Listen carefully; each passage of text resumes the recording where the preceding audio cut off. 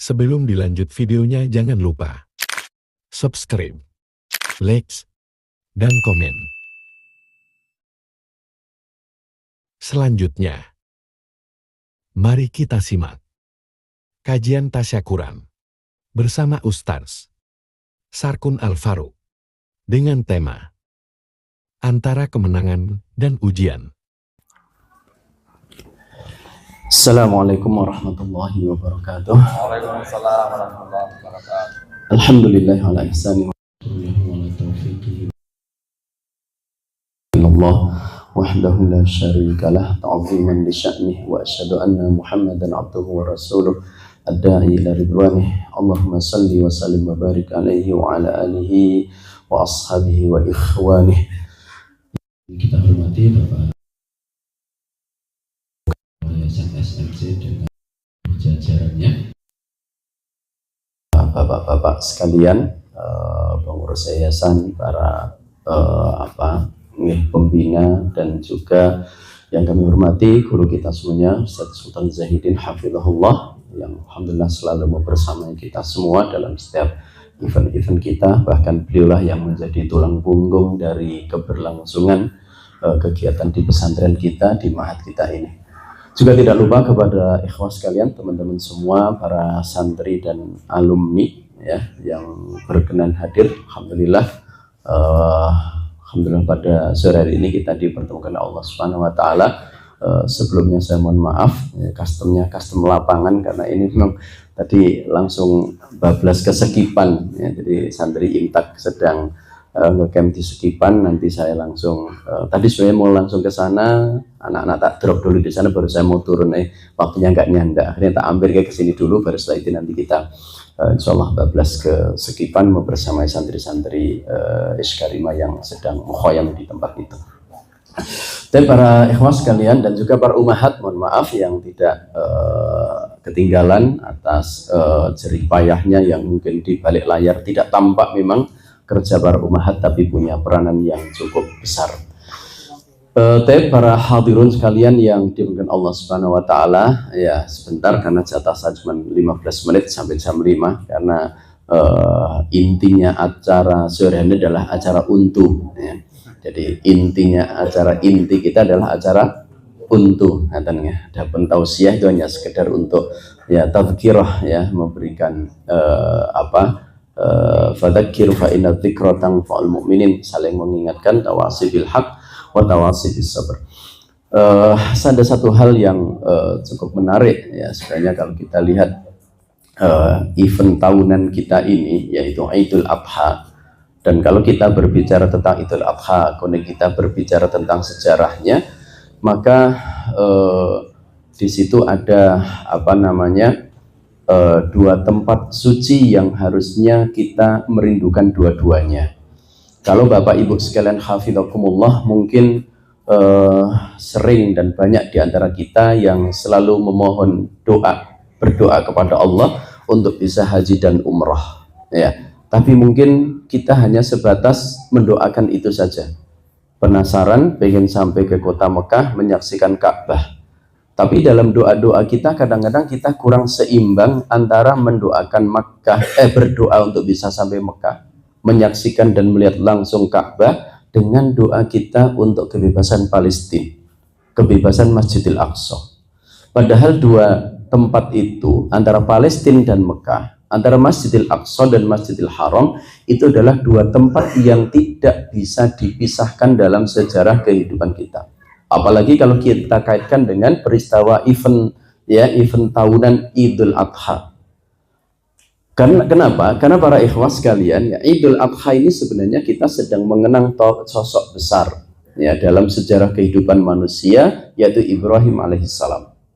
Ya, kalau kita lihat sejarahnya, maka bagaimana Ibrahim yang dulu beliau itu dilahirkan di tanah Babilonia. Ya, Babilonia itu masuknya wilayah daerah Irak.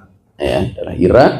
Kemudian setelah Ibrahim ini berjuang ya, berdakwah di Babilonia untuk mendakwai Raja Namrud pada waktu itu ya, saya tidak berbicara tentang itu. Setelah itu tugas berikutnya Ibrahim alaihissalam adalah hijrah Berhijrah dari mana? Hijrah dari Babilonia ke Palestina. Ya. Beliau tinggal di Palestina, kemudian sempat juga ya hijrah ke mana? Ke Mesir, yang kemudian ketika perjalanan hijrah ke Mesir ketemu raja yang suka mengkoleksi wanita cantik, tapi kemudian ya Ibrahim justru mendapatkan hadiah dari raja itu, yaitu siapa? Hajar. Ya, karena lihat kecantikannya Sarah kemudian ditangkap, dipersembahkan, diberikan kepada raja Mesir pada waktu itu. Tapi kemudian raja itu tidak bisa menjamah Sarah, maka Sarah kemudian dilepaskan supaya nanti tidak didoakan dengan doa-doa yang buruk, maka kemudian diberikan hadiah. Hadiahnya adalah Hajar. Di sini nanti ikhtilaf para ulama, Hajar ini ini budaknya raja itu atau anak gadisnya sang raja. Ya. Karena di situ nanti kenapa orang Yahudi itu kemudian menolak kenabian Nabi Muhammad SAW, diantaranya adalah karena menganggap Nabi Muhammad SAW adalah keturunan Buddha. Ya. Nah, bukan itu pembahasan kita ya, numpang lewat saja. Setelah itu kemudian beliau kembali dengan membawa Hajar ini kembali ke kota Palestina. Ya, setelah di Palestina kemudian beliau menikahi, ringkasnya kemudian beliau menikahi siapa? Hajar. Ya, dimerdekakan kemudian dinikahi oleh Ibrahim. Setelah ya sekian lama ya Ibrahim alaihissalam berdoa Rabbi habli minas solihin, ya selalu memanjatkan doa meminta anak yang soleh, maka kemudian Allah Subhanahu wa taala karuniakan kepada siapa? Kepada Hajar ini siapa? Ismail alaihissalam. Ya. Dan ternyata setelah Hajar mendapatkan dikaruniai putra Ismail, kemudian Sarah ini mungkin doanya semakin lebih kenceng gitu ya. Ya.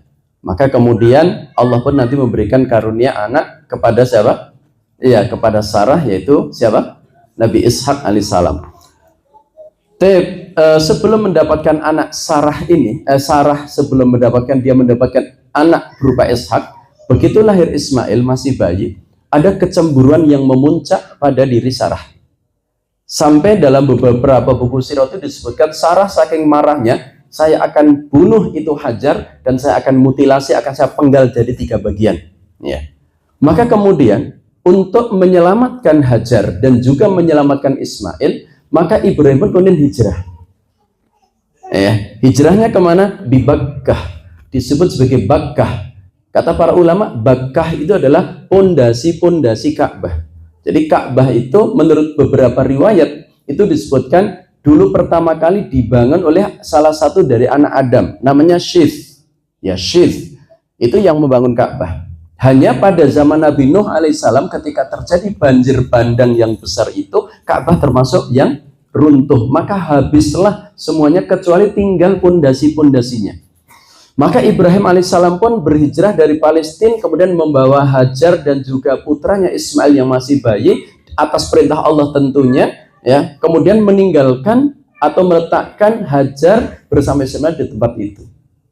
Kemudian setelah itu, ternyata Ibrahim alaihissalam beliau kemudian tidak meninggalkan sama sekali Hajar kemudian ditinggal, tidak. Tapi Ibrahim dengan segala keterbatasannya. Ya, dengan segala keterbatasan komunikasi, alat transportasi pada waktu itu yang adanya hanya unta, maka beliau itu selalu bolak-balik antara Palestina dan Mekah.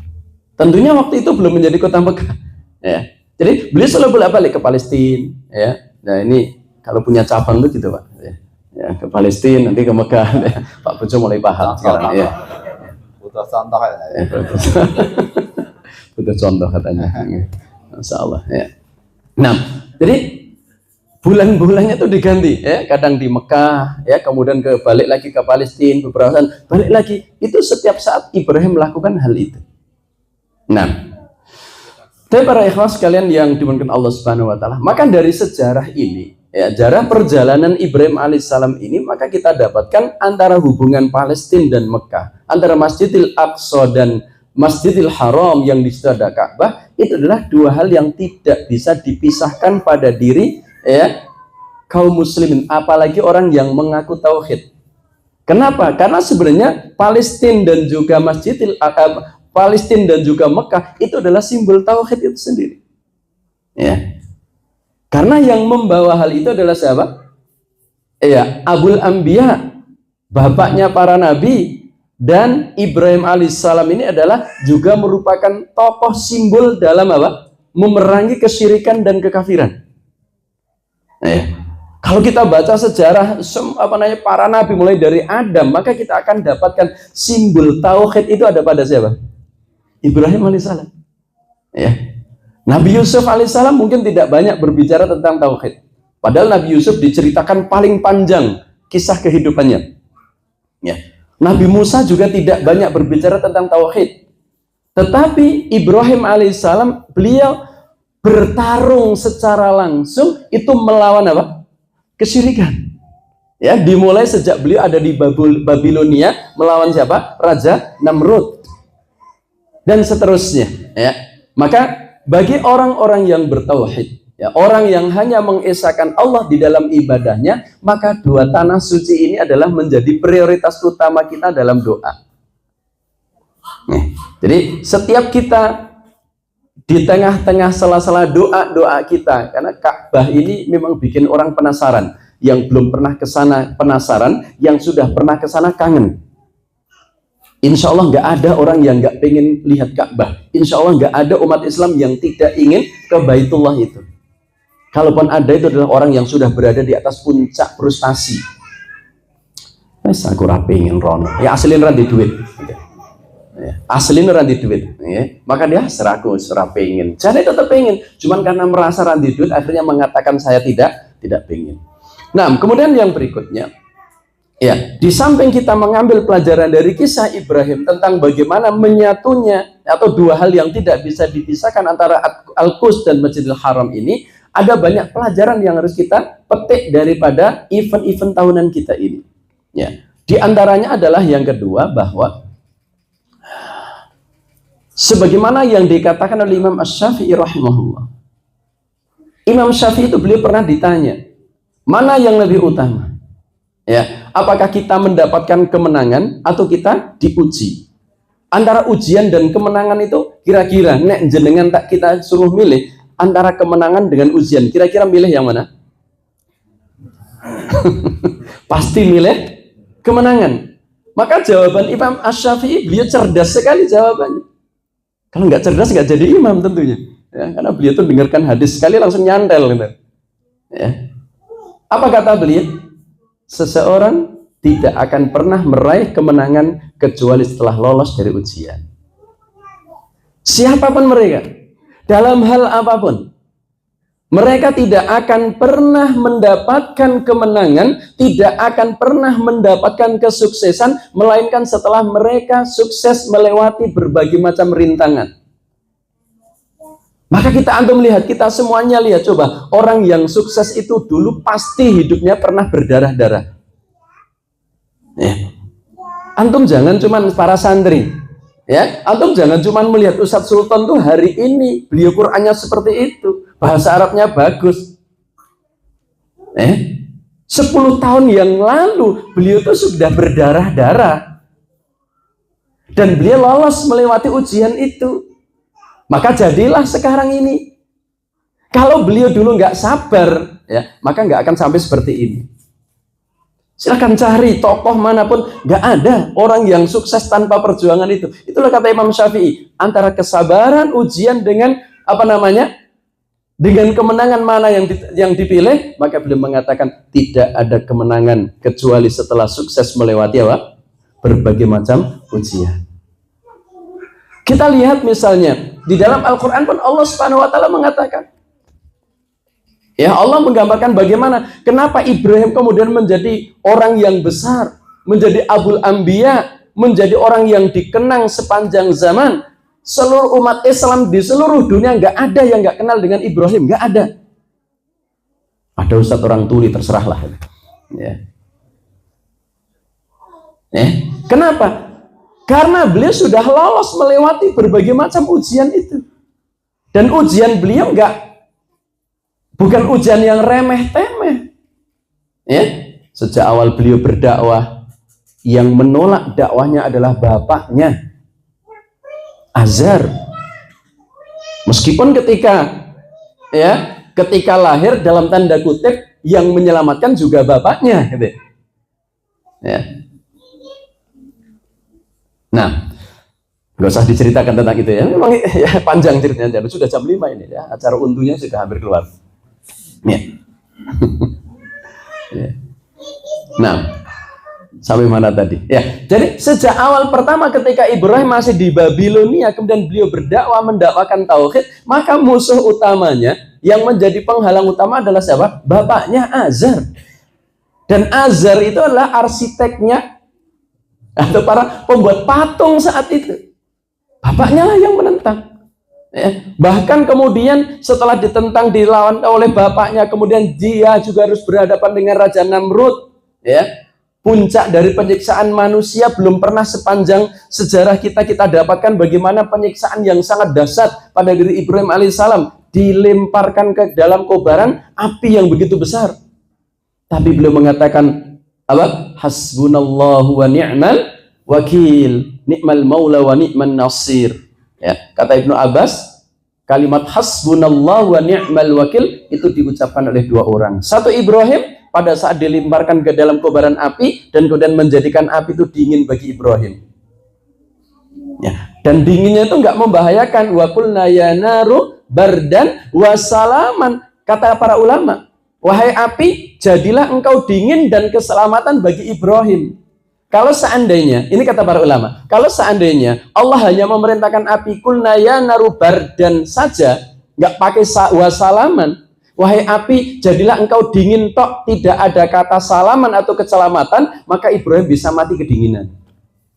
Maka Allah berfirman, apa namanya? Bardan wasalaman, dingin tapi menyelamatkan Ibrahim alaihissalam. Itu ujian. Kemudian setelah itu beliau hijrah ke Palestina berpuluh-puluh tahun. Ya, siapa sih orang yang berkeluarga, bersuami istri kemudian tidak menginginkan keturunan? Siapa yang tidak pengen punya keturunan?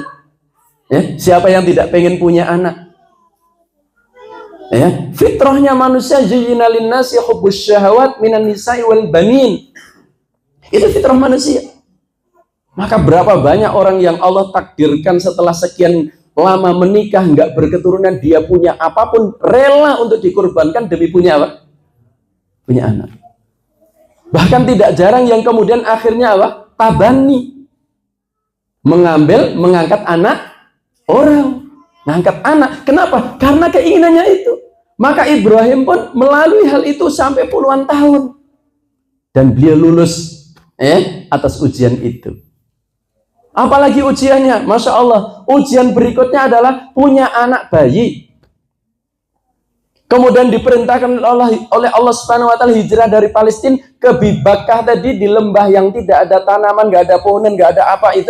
Kemudian perintahnya apa? Meninggalkan Hajar dan anak bayinya.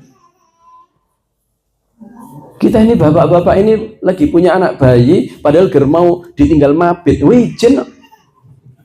Alasannya duwe bayi cilik, ya percaya bayi ke cilik. Nah ini suruh ninggalkan, ya suruh meninggalkan di tempat yang nggak ada siapa-siapa. Dewe mple selehong Temanggung itu, ya, berat nggak kira-kira? Masya Allah. Ya, padahal itu anak itu nunggunya itu puluhan tahun, Masya Allah. Kalau kita ini kan sebagian dari kita ini kan, maaf ya, punya anak itu kadang-kadang nggak sempat minta sama Allah. Pokoknya malam pertama doa ibadah gitu aja. Kasih oleh Allah. Niatnya ibadah, neng dikei sama Allah. Nah, Ibrahim itu berpuluh-puluh tahun loh itu. Menunggu keadaan salah. Ternyata suruh, dalam tanda kutip, suruh buang, suruh meninggalkan di tempat itu. Loloslah Ibrahim dari ujian itu. Apalagi kemudian ujiannya Ibrahim alaihissalam, begitu nanti Ismail, ya walamma balagha ma'u sa'ya, ya pendapat yang rajih itu ternyata nanti Ismail itu disembelih itu bukan umur bayi 3-4 tahun, ternyata bukan, yaitu ketika sudah menginjak remaja. Kenapa? Berdasarkan ayat tadi, walamma balagha ma'u sa'ya, dan tatkala Ismail itu sudah menginjak dewasa dan sudah bisa diajak kerjasama oleh bapaknya. Di usia itu, ya. Kita ngopeni pel cilik, Masya Allah.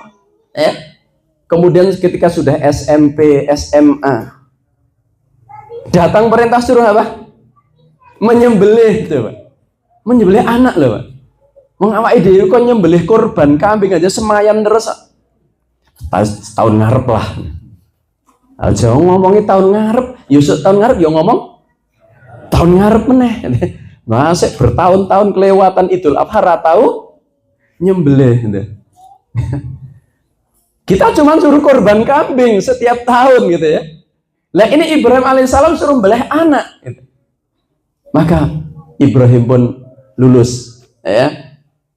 Masya Allah. Tapi para ikhlas kalian yang dimuliakan Allah Subhanahu Wa Taala, ya karena di pikiran kita separuhnya mendengarkan kajian dan separuhnya terngiang-ngiang nasi kebuli, ya, dan daripada tidak konsentrasi lagi, ya, karena waktunya juga sudah habis, ya banyak sebenarnya pelajaran Ibrahim alaihissalam yang perlu kita terus ingatkan bagi kita semuanya untuk kita mengambil ibrah dari dari kehidupan beliau, ya yang Allah katakan Ibrahim apa? Inna Ibrahima kana ummatan. Kan sesungguhnya Ibrahim adalah umat. Kenapa Ibrahim itu seorang diri, satu orang disebut umat oleh Allah? Umat itu kan secara bahasa kita cari di kamus-kamus. Umat itu apa? Sekelompok orang, satu komunitas. Itu namanya umat. Tapi Ibrahim seorang diri disebut sebagai umat. Ya, Masya Allah. Beliau menjadi umat. Ya, dan umat itu sendiri sebagian ulama mengatakan ya bahwa karya-karyanya Ibrahim alaihissalam itu melebihi karyanya komunitas siapapun. Karya beliau seorang diri tapi melebihi karya seluruh umat manusia, maka beliau disebut sebagai umat. Demikian yang dapat kita sampaikan, ya sedikit pelajaran dari kisah Ibrahim alaihissalam. Ya, mudah-mudahan Allah Subhanahu Wa Taala ya berikan kemudahan kepada kita semuanya. Ya, kita kembali ke paling awal tadi lagi ya. Mohon kepada kita semuanya, monggo Bapak Ibu kepada kita semuanya di setiap doa kita, ya ketika kita doa minta ke Mekah untuk haji dan umroh, sertakan juga di situ doa untuk bisa berkunjung ke Palestina, ke Masjidil Aqsa dalam keadaan merdeka. Ya, dalam keadaan apa? Merdeka. Ya, karena di samping ya secara historis dari kehidupan Ibrahim nanti juga dikuatkan oleh Nabi kita Muhammad SAW dengan apa? Terjadinya peristiwa Isra Mi'raj. Itu adalah di dua tempat itu. Itu membuktikan kalau dua tempat itu adalah dua tempat yang disucikan ya oleh umat manusia dan diagungkan oleh Allah Subhanahu Wa Taala. Wallahu taala bisawab. Subhanallah wa sallallahu alaihi wasallam Muhammad wa ala alihi washabihi ajmain walhamdulillahirabbil alamin. Assalamualaikum warahmatullahi wabarakatuh.